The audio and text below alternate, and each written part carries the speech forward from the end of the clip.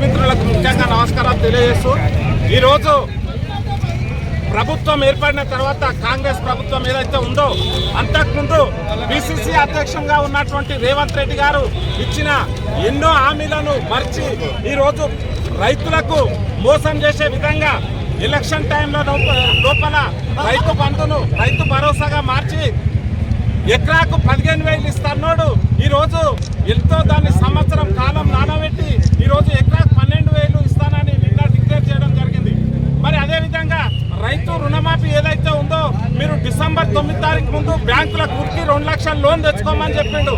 కానీ ఈరోజు కనీసం రైతులకు 50% కూడా మాఫీ చేయకుండా రైతులను చాలా దగా మోసం చేస్తున్నటువంటి కాంగ్రెస్ ప్రభుత్వం మరి పిసిసి అధ్యక్షుడిగా ఉండి అప్పుడు అమలు కాని అన్ని హామీలు ఇచ్చినటువంటి ముఖ్యమంత్రి రేవంత్ రెడ్డి గారు తన అబద్ధాలను మరోసారి నిరూపించుకొని రైతులకు పెద్ద మోసం చేస్తున్నాడని ఈ సభాముఖంగా తెలియజేస్తూ రైతులకు ఏదైతే హామీలు ఇచ్చినావో నువ్వు ఎలక్షన్ టైంలో ఇచ్చినట్టుగా రైతు బంధు 15,000 2 లక్షల రుణమాఫీ ఖచ్చితంగా అమలు చేయాలని నేను కోరుతున్నాను. కేటీఆర్ గారి ఆదేశాల మేరకు జిల్లా పార్టీ అధ్యక్షులు ఆనంద్ గారి ఆదేశాల మేరకు రైతు భరోసా ఏదైతే ఉందో ముఖ్యమంత్రి రేవంత్ రెడ్డి గారు ఆనాటి పిసిసి అధ్యక్షుడిగా ఉన్నప్పుడు ఎలక్షన్ల ప్రచారంలో భాగంగా ఎకరాకు 15,000 రూపాయలు ప్రతి ఎకరాకు ఇస్తానని మాట ఇచ్చి గద్దెనెక్కిన తర్వాత ఈరోజు 12,000 రూపాయలు మాత్రమే ఇస్తానని చెప్పడం జరిగింది. ఒక్కొక్క ఎకరాకు ఈరోజు 17,500 రూపాయలు కాంగ్రెస్ గవర్నమెంట్ బాకీ ఉంది. కాబట్టి రైతు బంధు కానీ రైతు బీమా కానీ ఈరోజు కళ్యాణ లక్ష్మితో పాటు తులం బంగారం కూడా ఇస్తామని చెప్పారు. ఏదైతే ఎలక్షన్ల ముందు మేనిఫెస్టోలో పెట్టిన అన్ని కూడా అమలు చేయాలి. అమలు చేయనప్పుడు మనమంతా కూడా ధర్నాలు కానీ ఈ ఉద్యమం కానీ ప్రజల పక్షం ఉండి బీఆర్ఎస్ పార్టీ ఖచ్చితంగా కొట్లాడుతుంది. అందుకే ఈరోజు ధర్నా కార్యక్రమం తీసుకున్నాం. కాబట్టి ఎంబడే రైతు భరోసా ఎంబడే అమలు చేయాలి అని మా యొక్క డిమాండ్ ఉంది. కాబట్టి జై తెలంగాణ. లోపల రైతుల కోసము ఏదైతే రైతు బంధు పేరు మార్చి రైతు భరోసా అనేటువంటి దాంతో కేసీఆర్ 2 పంటలకు 10,000 మాత్రమే ఇస్తున్నాడు.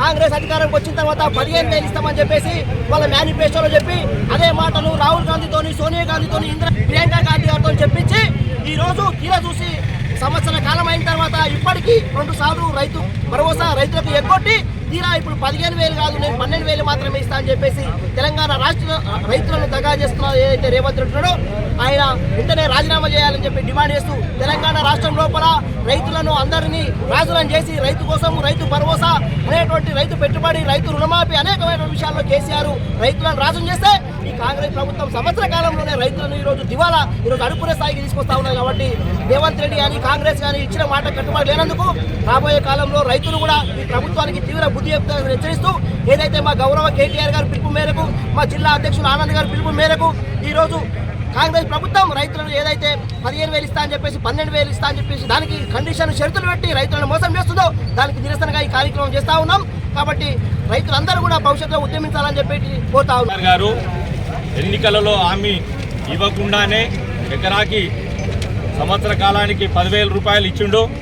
కానీ రేవంత్ రెడ్డి పిసిసి అధ్యక్షుడిగా ఉన్న హయాంలో ఆయన ఎకరాకి 15,000 ఇస్తాము, 10,000 మీరు బిచ్చమేస్తారా, రైతును బిచ్చగాలలాగా చూస్తారా అన్న వ్యక్తి ఈరోజు గద్దెనెక్కిన తర్వాత సంవత్సరం దాటింది. ఇప్పటికీ గత ఎలక్షన్లలో డిసెంబర్ తర్వాత తీసుకుంటే 7,500 ఇస్తాం, డిసెంబర్ కంటే ముందు తీసుకుంటే మీకు 5,000 వస్తాయన్న వ్యక్తి ఈరోజు సీఎం అయిన తర్వాత ఆయన ఎకరాకి 15,000 ఇవ్వడానికి గాను 12,000 ఇస్తానని అందులో కోత పెట్టి కొంతమంది రైతులకే లబ్ధి చేకూరే విధంగా ఆయన చేస్తున్నాడు.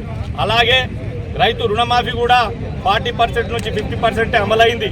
అలాగే ప్రతి పంటకు కూడా ఎలక్షన్లలో హామీలో ప్రతి పంటకు కూడా బోనస్ ఇస్తామన్న సీఎం గారు ఈరోజు మాట తప్పి కొన్ని పంటలకి అది వరి సన్న బియ్యంకే ఇస్తామని చెప్పడము చాలా దౌర్భాగ్యము.